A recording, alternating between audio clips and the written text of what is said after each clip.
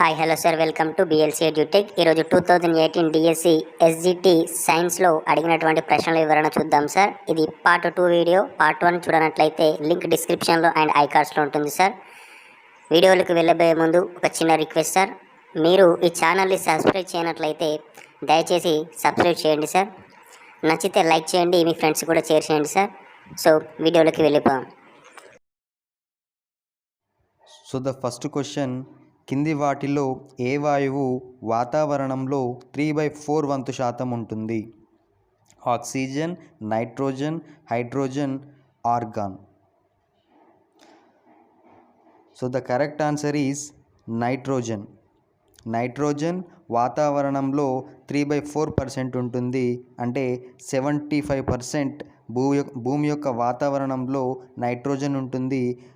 Oxygen 20.94% ఉంటుంది. Carbon dioxide 0.03% ఉంటుంది. ఇది ఫిఫ్త్ క్లాస్ వాతావరణం గాలి అనే లెసన్ నుంచి వచ్చింది. ఫిఫ్త్ క్లాస్ సైన్స్ బుక్లోని వాతావరణం గాలి అనే లెసన్ నుంచి వచ్చింది. నెక్స్ట్ క్వశ్చన్, ఒక కాంతి కిరణం సమతల దర్పణం యొక్క ఉపరితలంతో 30 డిగ్రీల కోణం చేస్తూ పతనము చెందితే దాని పరావర్తన కోణం విలువ ఎంత? So the correct answer is 60 is the correct answer. ఇక్కడ చూసినట్టయితే ఇది సమతల దర్పణంపై పడినటువంటి కిరణం పతన కిరణం, పరావర్తనం చెందినటువంటి కిరణం పరావర్తన కిరణం. పతన కిరణాన్ని ఇంగ్లీష్లో ఇన్సిడెంట్ రే అంటారు కాబట్టి ఐతో సూచిస్తారు. పరావర్తన కిరణాన్ని రిఫ్లెక్టెడ్ రే అంటారు కాబట్టి ఆర్తో సూచిస్తారు. సో ఈ యొక్క మిర్రర్ పైన ఒక లంబాన్ని గీసినట్టయితే పతన కిరణానికి లంబానికి మధ్య ఏర్పడినటువంటి కోణం పతన కోణము, పరావర్తన కిరణానికి లంబానికి మధ్య ఏర్పడినటువంటి కోణము పరావర్తన కోణము. సో ఇక్కడ క్వశ్చన్లో ఒక కాంతి కిరణం సమతల దర్పణం యొక్క ఉపరితలముతో అన్నాడు. సో ఈ యొక్క ఉపరితలముతో 30 డిగ్రీల కోణం చేస్తుంది. ఇక్కడ 30 డిగ్రీల కోణం చేస్తుంది. సో ఇక్కడ 30 డిగ్రీలు అయినప్పుడు ఇక్కడ ఎంత అవుతుంది సార్? 60 డిగ్రీలు అవుతుంది. ఎందుకంటే ఒక లంబం 90 డిగ్రీస్ను కలిగి ఉంటుంది కాబట్టి పతన కోణం యొక్క విలువ 60 డిగ్రీలు అవుతుంది. ఎప్పుడైతే పతన కోణం 60 అయిందో పరావర్తన కోణము కూడా 60 అవుతుంది. ఎందుకంటే పతన కోణము యొక్క విలువ పరావర్తన కోణం యొక్క విలువకు సమానము కాబట్టి పతన కోణం 60 డిగ్రీలు అయింది కాబట్టి పరావర్తన కోణము కూడా 60 డిగ్రీలు అవుతుంది. ఇక్కడ 30 డిగ్రీలు కాదండి. 30 డిగ్రీలు ఎప్పుడు అవుతుంది అంటే ఇక్కడ సమతల దర్పణంతో ఉపరితలంతో అన్నాడు కాబట్టి ఇక్కడ 30 అవుతుంది. ఇటు కూడా సమతల దర్పణం యొక్క ఉపరితలంతో అంటే 30 ఆన్సర్ అయ్యి ఉండేది. కానీ ఇక్కడ మనకు పరావర్తన కోణం విలువ కనుక్కోమన్నాడు కాబట్టి 60 డిగ్రీలు ఇస్ ద కరెక్ట్ ఆన్సర్. ఇది 7th క్లాస్లోని కాంతి పరావర్తనం అనేటువంటి లెసన్ నుండి వచ్చింది సార్.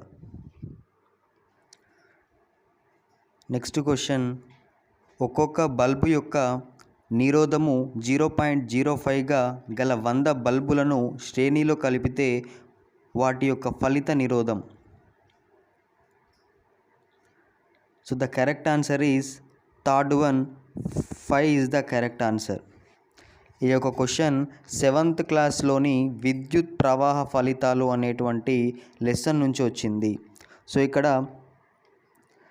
సమాంతర సంధానానికి ఫార్ములా 2 ఉంటాయి సార్. సమాంతర సంధానం మరియు శ్రేణి సంధానం. సమాంతర సంధానానికి ఫార్ములా 1/r = 1/r1 + 1/r2. ఇలా ఎన్ని సమాంతర సంధానంలో కలిపితే అన్ని బల్బులను తీసుకోవాలి. నెక్స్ట్ శ్రేణి సంధానం చూసినట్టయితే శ్రేణి సంధానం యొక్క ఫార్ములా r = r1 + r2 + మనం ఎన్ని బల్బులను శ్రేణిలో కలుపుతామో అన్ని బల్బులను తీసుకోవాలి. సో ఇక్కడ అడిగినటువంటి క్వశ్చన్ ఒక్కొక్క బల్బు యొక్క నిరోధం ఇచ్చాడు. ఆ యొక్క బల్బులను 100 బల్బులను తీసుకొని శ్రేణిలో కలిపాడు అన్నాడు సార్. సో ఇక్కడ చూసినట్లయితే శ్రేణి సంధానం అన్నాడు కాబట్టి మనం ఉపయోగించాల్సినటువంటి ఫార్ములా ఇది. So r = r1. సో 0.05 ఇచ్చాడు కాబట్టి 0.05 05 నెక్స్ట్ ప్లస్ 0.05 ఇలా 100 బల్బులను శ్రేణి సంధానంలో కలిపాడు. అంటే నేను దీన్ని ఎలా రాస్తాను అంటే R is equal to 100 into 0.05 అంటే 100 బల్బులను శ్రేణి సంధానంలో కలిపాడు కాబట్టి 100 ఇంటూ ఒక్కొక్క బల్బు యొక్క సామర్థ్యం చూసినట్టయితే 0.05. సో పాయింట్ కట్టినప్పుడు కిందికి 2 స్థానాలు ఉన్నాయి కాబట్టి 100 వస్తుంది. సో 100 కట్ అవుతుంది. సో సింపుల్గా R is equal to 5 is the correct answer. R is equal to 5 is the correct answer. So third one is correct answer. ఇది 7th క్లాస్లోని విద్యుత్ ప్రవాహ ఫలితాలు అనేటువంటి లెసన్ నుండి వచ్చింది సార్. నెక్స్ట్ క్వశ్చన్, తయారైనటువంటి కుండను సరైన ఆకారంలోకి వచ్చేలా చేయుటకు కుమ్మరి ఉపయోగించేది ఏమిటి? ఆవం, సారే, సలప, పలుగురాయి. So the correct answer is సలప సార్. సో సారే అనేటువంటి ఒక చక్రం పైన కుమ్మరివాడు కుండను తయారు చేస్తాడు.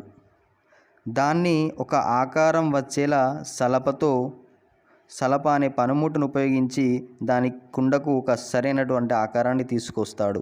నెక్స్ట్ ఏర్పడినటువంటి కుండను ఆవం అనే ఒక ప్లేస్లో ఉంచి వాటిని మంటలో వేడి చేస్తాడు.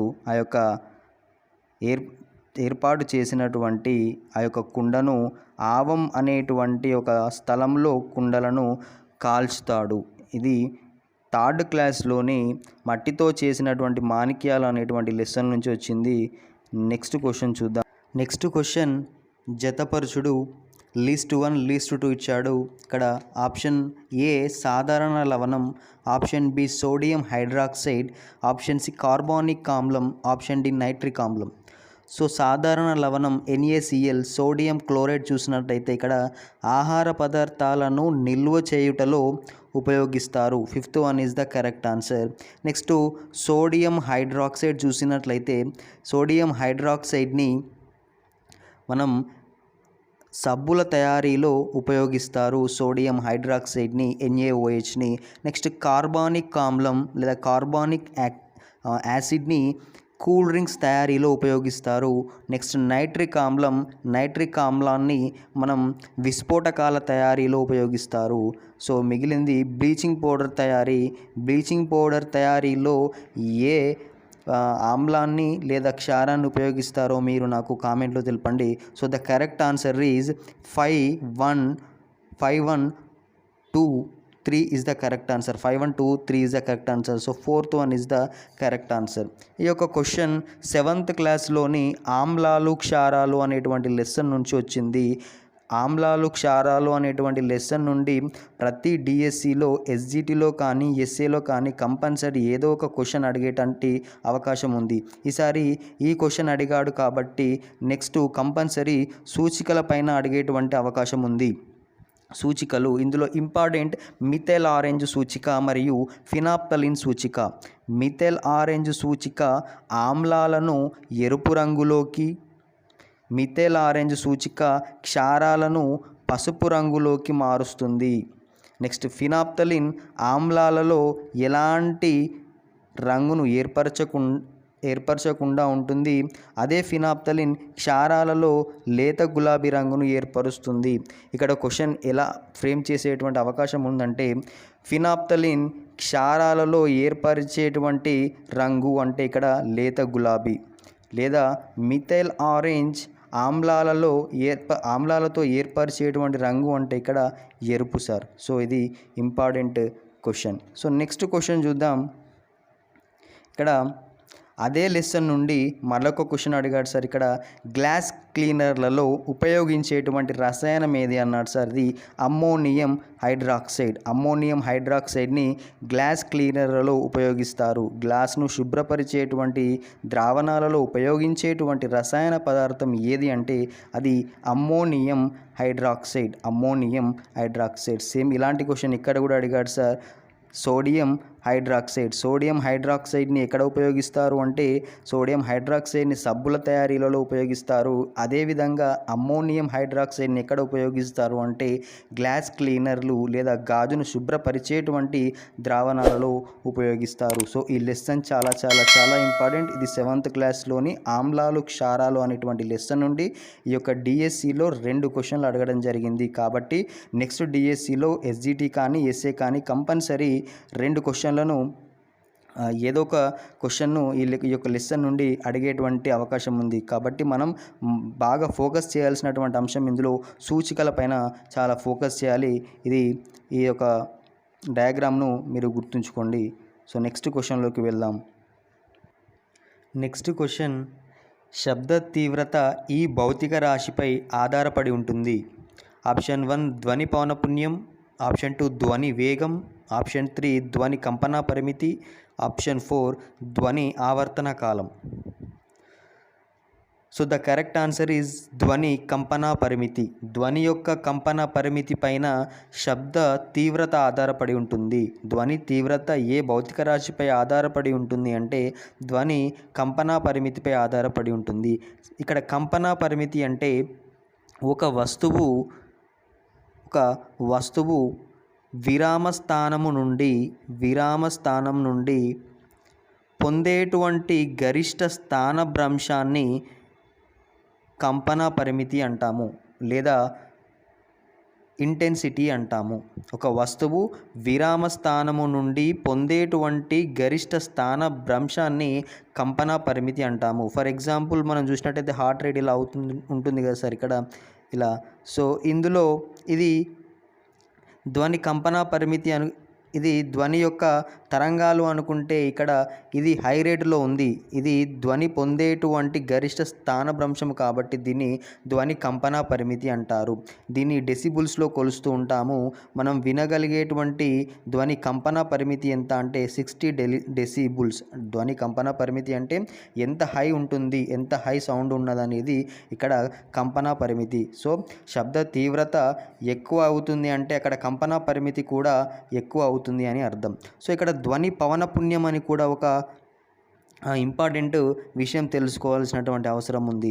సో ధ్వని పవనపున్యం అంటే సార్ ఇక్కడ ధ్వని యొక్క పవనపున్యం అంటే ఒక వస్తువు 1 సెకండ్లో చేసినటువంటి కంపనాల సంఖ్య. ఒక వస్తువు 1 సెకండ్లో చేసేటువంటి కంపనాల సంఖ్యను ధ్వని పవనపున్యం అంటారు. ధ్వని పవనపున్యం అనేటువంటిది దేని తెలియజేస్తుంది అంటే ఇక్కడ కీచుదనాన్ని తెలియజేస్తుంది. సో ఇంపార్టెంట్, కీచుదనం పీచ్ అంటారు. కీచుదనం లేదా పీచ్ అనేటువంటిది ఏ భౌతిక రాశిపై ఆధారపడి ఉంటుంది అంటే ధ్వని పవనపున్యం. శబ్ద తీవ్రత లేదా ఇంటెన్సిటీ అనేటువంటిది ఏ భౌతిక రాశిపై ఆధారపడి ఉంటుంది అంటే ఇక్కడ ధ్వని కంపన పరిమితి. సో సింపుల్గా ధ్వని కంపన పరిమితి అంటే ఒక వస్తువు విరామ స్థానము నుండి పొందేటువంటి గరిష్టమైనటువంటి స్థాన భ్రంశాన్ని ధ్వని కంపన పరిమితి అంటారు. ఇది శబ్ద తీవ్రతను మారుస్తూ ఉంటుంది.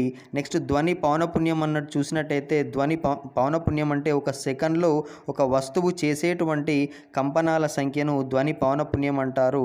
ఇది కీచుదనాన్ని పెంచడం కానీ తగ్గించడం కానీ చేస్తుంది. సో కీచుదనం ఏ భౌతిక రాశిపై ఆధారపడి ఉంటుంది అంటే ధ్వని పౌనపున్యంపై ఆధారపడి ఉంటుంది. నెక్స్ట్ ధ్వని తీవ్రత లేదా శబ్ద తీవ్రత దేనిపై ఆధారపడి ఉంటుంది అంటే ధ్వని యొక్క కంపన పరిమితిపై ఆధారపడి ఉంటుంది. ఇది ఇంపార్టెంట్ క్వశ్చన్. ఇది 8th క్లాస్లో ధ్వని అనేటువంటి లెసన్లో ఉంది. 9th క్లాస్లో కూడా ధ్వని అనేటువంటి లెసన్లో ఉంది. బట్ ఈ క్వశ్చన్ మాత్రం 9th క్లాస్లోని ధ్వని అనేటువంటి లెసన్ నుండి మనకు ఇక్కడ ఇవ్వడం జరిగింది. నెక్స్ట్ క్వశ్చన్ చూద్దాం సార్. ఇక్కడ వి ధ్వని వేగం, లాంబ్డా తరంగ దైర్ఘ్యం మరియు టీ ఆవర్తన కాలం అయితే వాటి మధ్య సంబంధం ఏంటి అన్నాడు సార్ ఇక్కడ. So the correct answer is third one, v is equal to lambda by T. So ధ్వని వేగం ఈజ్ ఈక్వల్ టు తరంగ దైర్ఘ్యము బై ఆవర్తన కాలము. తరంగ దైర్ఘ్యము బై ఆవర్తన కాలం. సింపుల్గా మనకు speed is equal to distance by time లాగా ఉంది. స్పీడ్ అంటే వేగం, టీ అంటే కాలం, ఇక్కడ డి అంటే తరంగ దైర్ఘ్యం అని ఇచ్చాడు సార్. సో సింపుల్గా ధ్వని వేగానికి, తరంగ దైర్ఘ్యానికి, ఆవర్తన కాలానికి సంబంధం అన్నప్పుడు v is equal to lambda by T. ఇక్కడ ల్యాండా అంటే తరంగ దైర్ఘ్యం అని గుర్తుంచుకోవచ్చు సార్. ఇది 9th క్లాస్లో నుండి వచ్చింది సార్. 9th క్లాస్ నుండి వచ్చినటువంటి క్వశ్చన్, ధ్వని అనేటువంటి లెసన్ నుంచి వచ్చింది. నెక్స్ట్ క్వశ్చన్ చూద్దాం. ఇక్కడ ఒక వస్తువు యొక్క జడత్వం దీనిపై ఆధారపడి ఉంటుంది. వస్తువు యొక్క ఘన పరిమాణం, వస్తువు యొక్క వైశాల్యం, వస్తువు యొక్క ఆకారం, వస్తువు యొక్క ద్రవ్యరాశి. So the correct answer is వస్తువు యొక్క ద్రవ్యరాశి పైన ఆధారపడి ఉంటుంది. నేను ఆల్రెడీ జడత్వానికి సంబంధించినటువంటి వీడియోను చేశాను సార్. పూర్తి వివరణతో జడత్వం అంటే ఏంటో అందులో తెలియజేశాను. ఆ వీడియో చూడకపోతే లింక్ డిస్క్రిప్షన్లో ఐకార్డ్స్లో ఇస్తాను, ఆ వీడియో చూడండి సార్. సో ఇక్కడ జడత్వం దేనిపైన ఆధారపడి ఉంటుంది అంటే వస్తువు యొక్క ద్రవ్యరాశి పైన ఆధారపడి ఉంటుంది. మరి ఇక్కడ వైశాల్యం అంటే ఏంటిది? వైశాల్యం అంటే సింపుల్గా మనకు తెలుసు. వైశాల్యం అనేటువంటిది ద్విమితీయ వస్తువు, 2D వస్తువు ఆక్రమించినటువంటి స్థల పరిమాణాన్ని వైశాల్యం అంటారు. అదేవిధంగా ఇక్కడ ఘన పరిమాణం కూడా ఇచ్చాడు సార్. సో సింపుల్గా ఆప్షన్స్ కూడా చాలా ఈజీగా ఇచ్చాడు. ఘన పరిమాణము అంటే త్రిమితీయ వస్తువు అంటే 3D వస్తువు ఆక్రమించేటువంటి స్థల పరిమాణాన్ని వస్తువు యొక్క ఘన పరిమాణం అంటారు. సింపుల్గా వైశాల్యం, ఘన పరిమాణం రెండు ఒకే అర్థాన్ని ఇస్తాయి. కానీ వైశాల్యం అనేటువంటిది 2D డయాగ్రామ్స్కి వస్తుంది, ఘన పరిమాణం అనేటువంటిది 3D డయాగ్రామ్స్కి వస్తుంది సార్. సో నెక్స్ట్ క్వశ్చన్ చూద్దాం. ఇది కూడా మనకు 9th క్లాస్లో నుండి వచ్చింది. నెక్స్ట్ క్వశ్చన్ చూద్దాం సార్. 9th క్లాస్లోని గమన నియమాలు అనేటువంటి లెసన్ నుండి వచ్చింది. అందులో 3 గమన నియమాలు ఉన్నాయి, చాలా ఇంపార్టెంట్. న్యూటన్ యొక్క 3 గమన నియమాలు.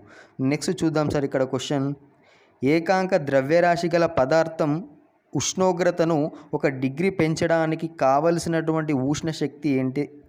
ఉష్ణశక్తి ఆప్షన్ 1 గుప్తోష్ణం, ఆప్షన్ 2 విశిష్టోష్ణం, ఆప్షన్ 3 మోలార్ విశిష్టోష్ణం, ఆప్షన్ 4 ఉష్ణ సామర్థ్యం.